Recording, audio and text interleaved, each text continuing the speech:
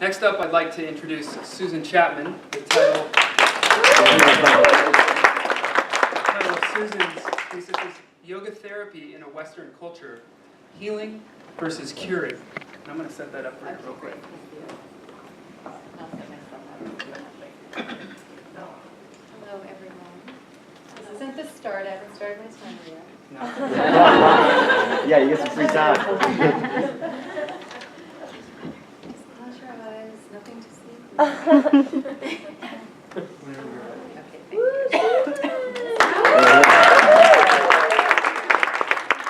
really nice to see everybody here tonight. I'm Susan Chapman, as you may have heard, and I'm a candidate for a Master of Arts here at LMU, but I'm also a Vedic educator through the Chopra Center, so I'm certified in primordial sound meditation, the 7 spiritual laws of yoga, and perfect health Ayurvedic lifestyle. And I teach a lot, but I'm still nervous, so what are you going to do? So my topic tonight is yoga therapy in a Western culture, healing versus curing. And I want to start, I'm holding this upside down. I want to start in the way that Larry Payne, who is the pioneer of yoga therapy and who is here with us tonight, and I'm so thrilled. I want to start with us to do what Larry does at the start of every day of the weekend that we spend together, and he has us sing a chant. We're only going to do it one time, and it's the first sutra of the Yoga Sutras of Patanjali.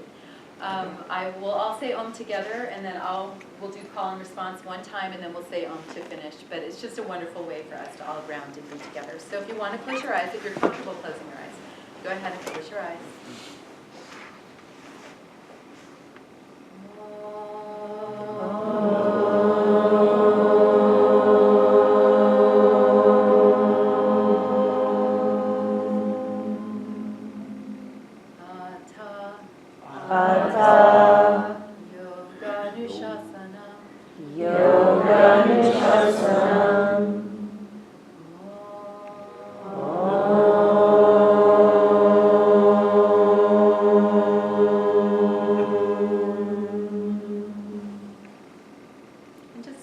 Just a second with your eyes closed in your time. And then as you feel ready, you can open your eyes. So there are many translations of this particular, well, there are many translations of all the sutras, but this is my favorite translation, which is very simple. Now is yoga. So when we're in the present together, no matter what our backgrounds are, whether or not we believe in yoga, we don't believe in yoga, we practice yoga, if we are in the now, we are practicing yoga. And I like to think of it as like the rhythm is going to get you. Yoga is going to get you if you're in the now. So I want to tell you why I picked this topic. I am a student in the yoga therapy program here at LMU. And something struck me about my experience when I started there and my own personal yoga journey. I have been practicing yoga for a long time. Since my graduation from Boston College when I was 22 years old. When I came to California from Connecticut, which was where I lived, I also brought with me a pretty severe eating disorder. So for 4 years, I'd had anorexia nervosa. And I moved to California for a fresh start, and basically I was running away from my life. I couldn't seem to get my life together. So I moved to Northern California, couldn't find a job. I was living with my aunt and uncle. And I found a music store that would hire me to teach piano and also take care of their books.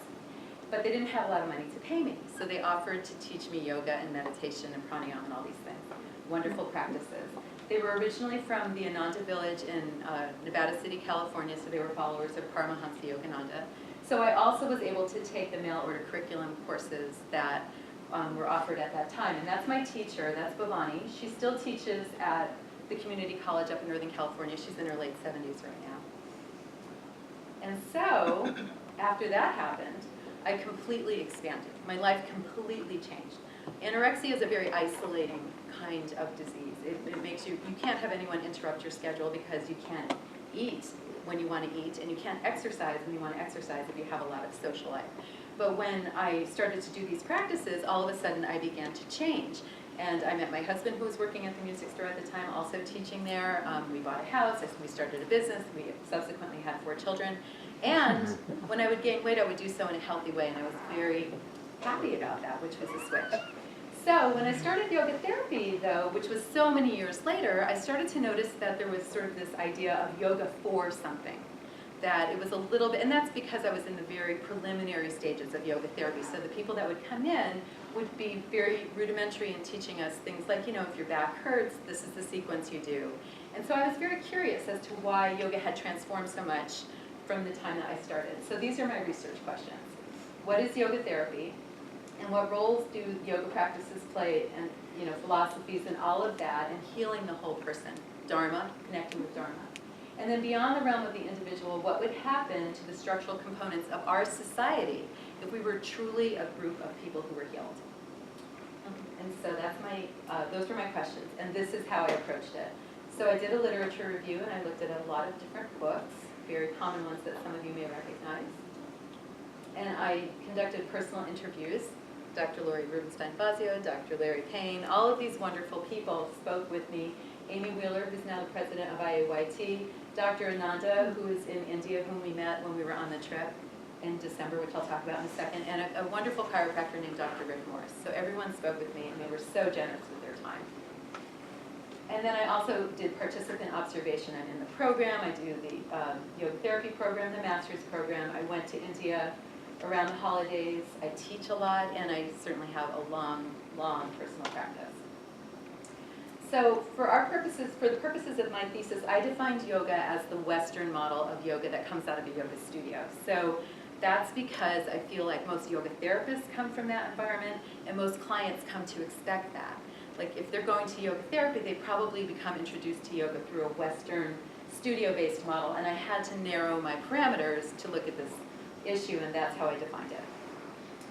And then to define yoga therapy, I defer to Larry in his beautiful definition that he wrote with Jörg Feuerstein. Yoga therapy applies the principles of yoga to people with physical, psychological, or spiritual needs that a group class simply cannot meet. And so people can't go to regular classes, they seek out a yoga therapist.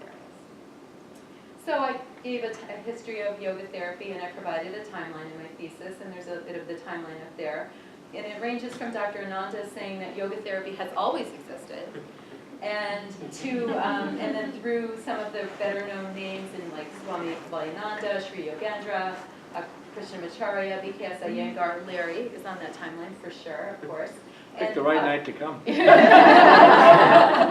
of course, he and Richard Miller together founded IAYT, the International Association of Yoga Therapists. But the elephant in the room is, isn't all yoga therapeutic if it's done the way it's intended to be? And the answer to that is yes. According to James Mallinson and Mark Singleton, yoga can be both a series of practices, and it can also be a goal. So in India, there's a wide array of what yoga is.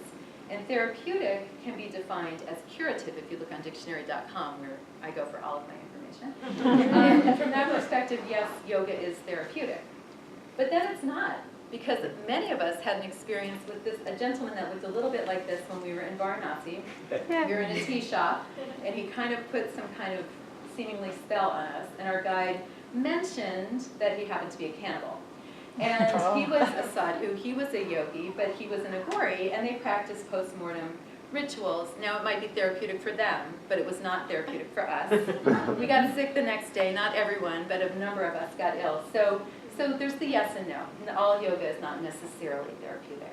I mean, at least from the perspective that we're thinking about it. And so then Michael Lerner gives a beautiful definition of healing versus curing. Curing, if you think about it like this, and you can read the quote, but I'll just tell you, like if a doctor puts a cast on a broken arm, that's a curing modality, but the healing comes from within. It comes from the bone itself. It comes from the person. But he says, the most important part of this quote to me is, although curing and healing are different, they are deeply entwined. And so how are they entwined? And so in yoga, they're entwined through the Panchamaya model. And I will use my own experience with anorexia to help you understand this. So the Annamaya kosha, so the body has 5 sheaths, and the outer sheath is that made of food, the Annamaya kosha. When you have anorexia, you're trying to shed that. You're trying to get rid of that coating made of food, that sheath made of food. And then there's the energy sheath, the breathing, prana, the Manomaya kosha, the mind sheath, the Vijnanamaya, or wisdom sheath, and then the Anandamaya, which is the bliss sheath. With anorexia is a comorbid condition of depression, at least for me. And so I was dealing with the anamaya, but my problem was with the anandamaya. I could not connect with my bliss. And the woman that taught me yoga helped me move through this kosha model. She taught me pranayama. We did pranayama every day. We did the study of all the philosophies. We did hung style meditation. We did do poses. We did do asanas, but we did so much more than that. And that helped me move through the koshas, and that helped me heal. And that is likely how everyone heals, but we don't always know it. We're not always aware of it. So in yoga therapy, when we talk about healing versus curing, some teacher trainings depend a lot on physically focused professionals. So we start to get the idea that it's skewed only toward curing. And then some yoga therapists report being instructed that they should only address through an asana way, through an asana avenue. And then there are also the anecdotal reports that are supported in the literature. You know, when we create studies, we have to narrow things down. So they'll look at the effects of maybe this on a bad back or pranayama on something else. And so the literature starts to make it seem like it's skewed only toward a healing modality. So what is it? Is it healing or is it curing? And to this I turn to Lori, Dr. Rubenstein-Fazio, who says anything can be an invitation to healing. And so this goes along with what Michael Lerner was saying, that healing and curing are intricately entwined. And so and Rumi has there's the Rumi quote that says the crack is where the light comes in, the wound is where the light comes in.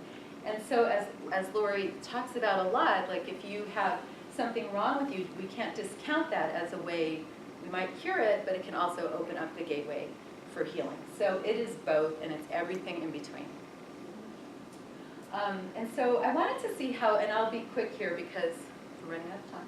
I wanted to see how this applied not just to us individually, but how does it apply to the world? And I don't think I have to spend a lot of time explaining to you how our world looks right now. We have the wealth concentrated in the hands of the 1%, and our poverty levels are, the population of the poverty level is increasing, the middle class is shrinking, we have a lot more homeless people. There are some people like Abigail Disney who recently said that she's turning away some of her fortune. There are some people that are trying to take the steps that they can to change the world. But right now, our world is pretty upside down. And as a very wise person said to me recently, the separation that we're seeing in our society is really just an illustration of the separation that we have within ourselves. And as Lori says, which is in my thesis, I is illness and we is wellness. And so our society is sick. And so here's the microcosm. These are my children. I just wanted to see them. But my children live their dharmas. We've raised them that way, and probably because it's sort of the way the pendulum swings. We raise them to really live their dharmas. The tallest one is a physicist, and the one that's with the blue shirt is a news reporter, and the one in the back is a filmmaker, and our daughter is a musician. But they still live within the polluted waters of the world that we're living in. So we're raising them to be these bright, lovely fish, but if they can't swim in wonderful waters, you know, they have the same problems that everyone else has.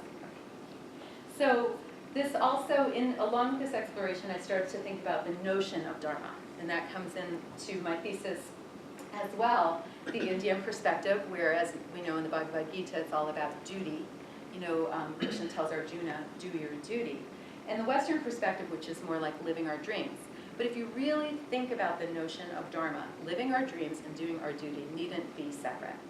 Just because we like it, just because we crave living our dreams, doesn't mean that, and it doesn't feel bad and it doesn't feel like a burden, it can't possibly be our duty. They can easily be intertwined. We can serve the world, and I believe we have an obligation to serve the world with our unique talents. And so I looked at that as well. And then we also, when we were in India with Lori before the holidays, we went and we visited Orville. And that is a society that is built around trying to live in that way, trying to live according to one's dharma. We didn't get to go into the Matra Mandir, but we did see it, and Jake took that picture. And it was just a really beautiful place. And so here's a quote from their website: "A universal town where men and women of all countries are able to live in peace and progressive harmony, above all creeds, all politics, and all nationalities." And if you want to move there, it only costs $7,000 for the rest of your life. We checked. So what can we do now, right? So I'm talking about these polluted waters, and it's all down, and it's all sad. Well, what can we do now? You know, and when I'm teaching people meditation, they say to me things like, well, how am I, you know, the world isn't changing, I still have all my problems. And so, okay, yeah, all right, we still have our problems, but how can we still live fully even though we have problems? And so to that I turn to Dr. Deepak Chopra, who says, love is the language of consciousness. Love is the language of the Ananda Maya. So if we can connect to our own Ananda Maya, our own bliss, and live from that place of bliss, then we can share that love with others and speak the language wordlessly of consciousness. And then what else can we do? It doesn't matter. We all know so much about yoga. If we have the title of yoga therapist, if we are certified a million different ways, we could be a taxi cab driver. What we can do is heal each other from wherever we are now and help heal ourselves. So we can inspire healing in other people regardless of what our position is in life. And for that I turn to Fred Rogers, who said, the greatest thing that we can do is to help somebody know that they're loved and capable of loving. Thank you.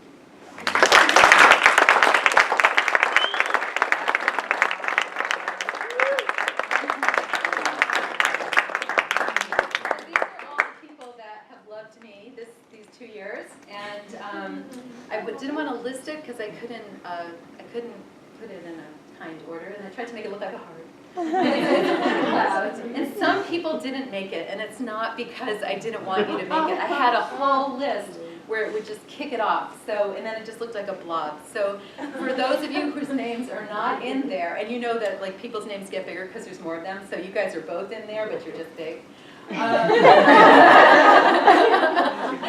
I just want to thank you all so much. I've had a wonderful couple of years, and it all started with Lydia and I in a Sanskrit class with Annapunes, and you know, I just really appreciate everything and every experience I've had with all of you. It's just been wonderful. So I share my language of consciousness. I share my love with all of you.